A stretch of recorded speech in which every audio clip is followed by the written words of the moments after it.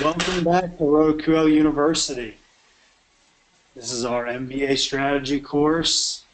We'll be going through an intermediate to advanced NBA strategy. This is our introduction. If you're interested in starting out in NBA DFS, I recommend going to RotoQL University, our intro course. You can get a little bit of an idea of what goes on with the NBA.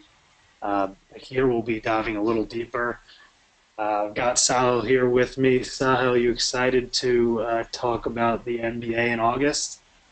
Oh yeah, no. NBA in August is always good. I mean, we have the Olympics coming up too, so maybe this will be a little refresher for me to get back to NBA with the Olympics. And NBA is one of my favorite DFS sports, besides NFL, of course. Yeah, lots to cover. Let's get into the overview. Yeah, so we're gonna start just talking about advanced stats, importance of minutes, which is definitely the most important thing in NBA DFS. Some of the Vegas data, which is pretty important, and just quickly to stack or not to stack. We'll be going to some more advanced topics in later videos, but this should give you a good general overview of how you want to approach and attack NBA DFS.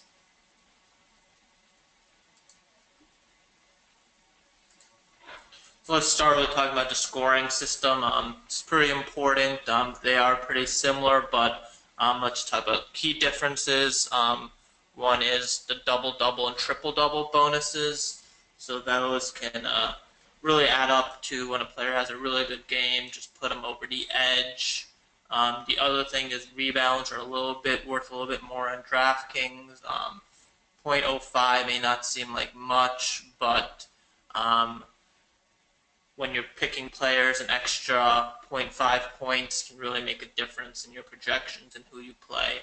And then finally, turnovers are a big one on DraftKings, only being minus 0.5 points. On FanDuel, you lose a full point, so you have a pretty big disparity there, especially players like a James Harden who may get 7, 8 turnovers. It could be a pretty big difference. And then late swap, very, very important in NBA, definitely the most important sport in regards to that. FanDuel doesn't, which can hurt you, can benefit you. DraftKings, late player swap is very important. If you don't have time to be around for late player swap, don't play on DraftKings. You're going to hurt yourself. You're not going to be able to win as much as you should, and definite disadvantage if you're not allowed to late swap with all the injuries that happen in NBA, especially once you get to the later part of the season.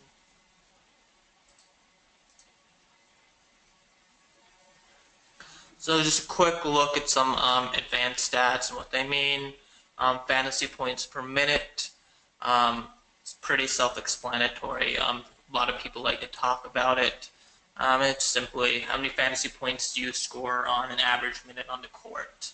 PER, player efficiency rating, is kind of a catch-all stat to kind of take into account how players perform, take into account some missed shots, turnovers, fouls, how many shots they make, etc.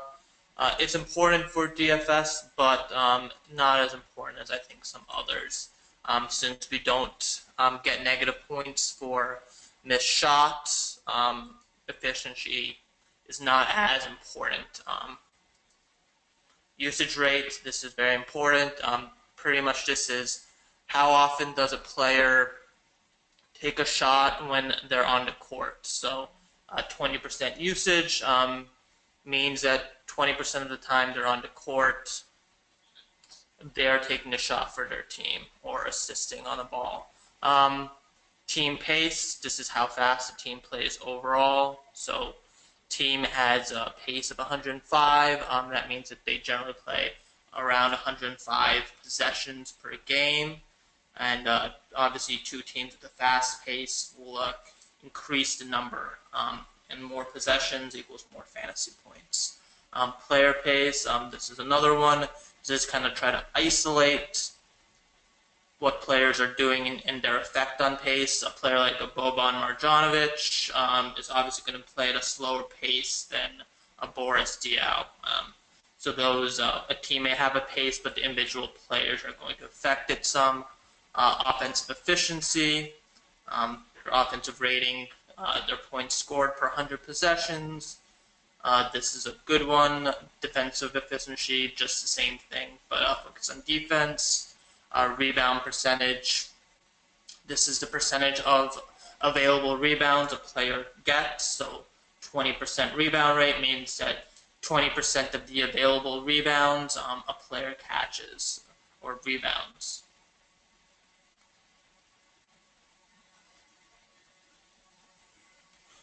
Vegas is a big one for DFS NBA, although not as much as some of the other sports. Since we have such a tight window in terms of points scored, sport like MLB or NFL, the top teams may score 1.5 times or 2 times what the lowest teams are expected to score. NBA, you're not going to see that. Most teams are going to be score between 95 and 110 points. You're very rarely going to see teams score more or less than that. What we really want to focus on is the spreads. We don't want blowouts. Games that are blowouts mean that your players aren't likely playing in the fourth quarter. And as we'll talk about in a minute, minutes are a huge factor, so you don't want to lose any minutes. If we look at spreads here, just a chart, you can see that number of times the player gets 40-plus points decreases dramatically as the spread goes up. So this means that we really want to focus on targeting close games, especially in games with stars. And this will become very important in this upcoming season, especially with the Golden State Warriors, who figure to blow out most teams this year.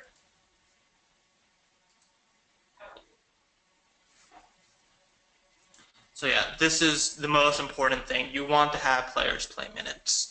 You can see there's a very, very clear correlation between minutes played per game. You don't, and fantasy points.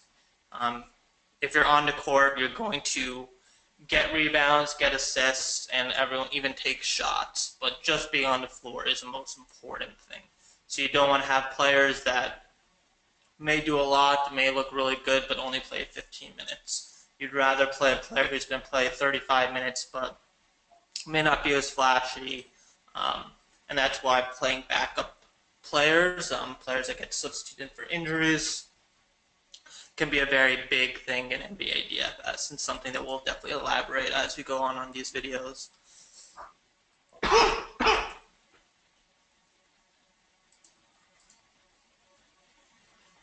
So fantasy points per minute and fantasy points per game. This is obviously self-explanatory. If you score a lot of fantasy points per minute, you're going to score a lot of fantasy points per game. So obviously, this shouldn't surprise anybody. Fantasy points per minute and minutes are probably the two most important things you want to focus on, and things we'll talk about in the future is how we're going to go about projecting minutes and fantasy points per minute.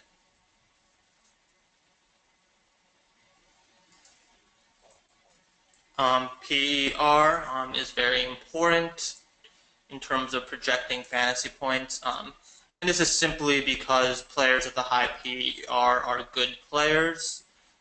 So it makes sense that they're going to score more fantasy points.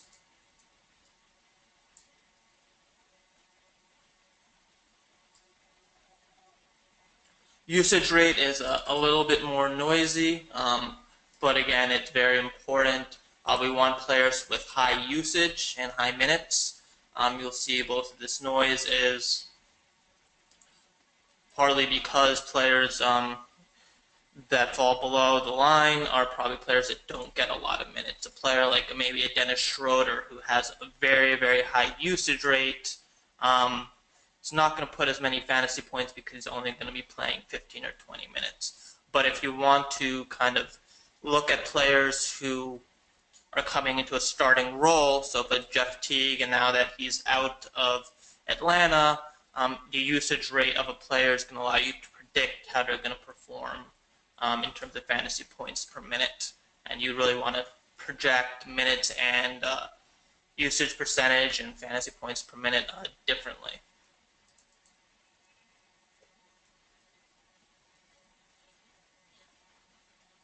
To stack or not to stack, not something that I tend to use a lot. Players are not that correlated because you can only have a possession. Only one player can take a shot, and you'll have possibly an assist. So point guards and centers, players that are going to put up a lot of assists, a Ricky Rubio type player, Rajon Rondo, you're going to see somewhat higher correlation between some of the other players, but I mean, a Russell Westbrook, too, is going to see that, but a very, very high scoring point guard generally isn't going to see much correlation with other players. So something you don't want to do as much, but there are some situations where it can make sense, and that comes with close games and overtimes. Overtime games are going to give you an extra 5 minutes, which is, as we talked about, fantasy points are very correlated with minutes, so getting extra 5 minutes can be very important. So something that if you want to consider is if you're playing with depleted rosters, a close game, and you have a bunch of players and that game goes to overtime, you can really climb the leaderboard. But if your players aren't good plays individually, I wouldn't try to force a stack in like you may in NFL or MLB.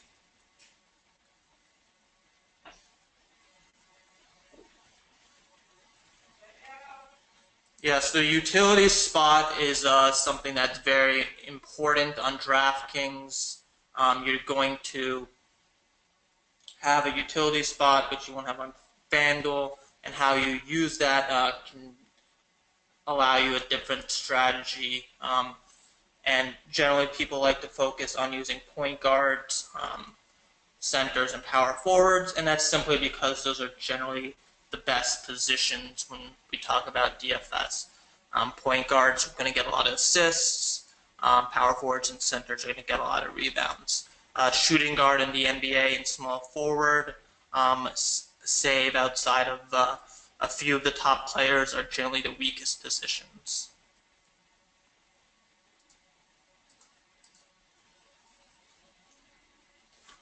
So 50-50s, cash game strategy is very important.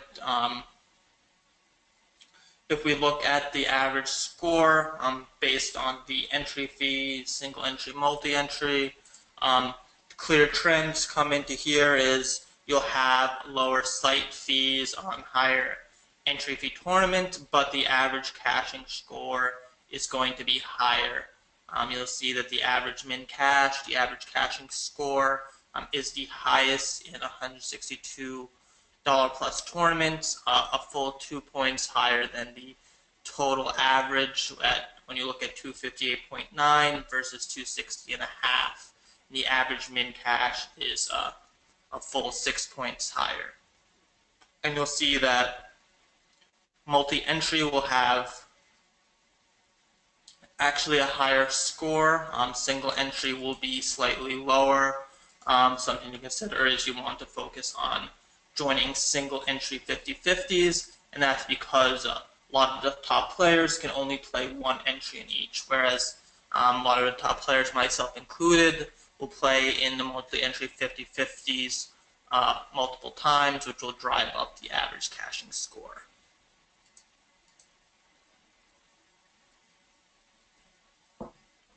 In tournaments, we'll see the same trend in terms of the higher entry fees. The average cashing score is going to be higher. The average min cash is going to be higher, a full 6 points higher on the average cashing score. That's 3.7 points on the average min cash. But we see the reverse trend with the single and multi-entry. Multi-entry is going to have a lower min cash and average cashing score, whereas single entry will have a higher average cash and min cash. And that's because people try to go a little too contrarian I think in NBA, something which has the lowest variance out of all of the major sports. So I do think people tend to outthink themselves a little bit when they go multi-entry.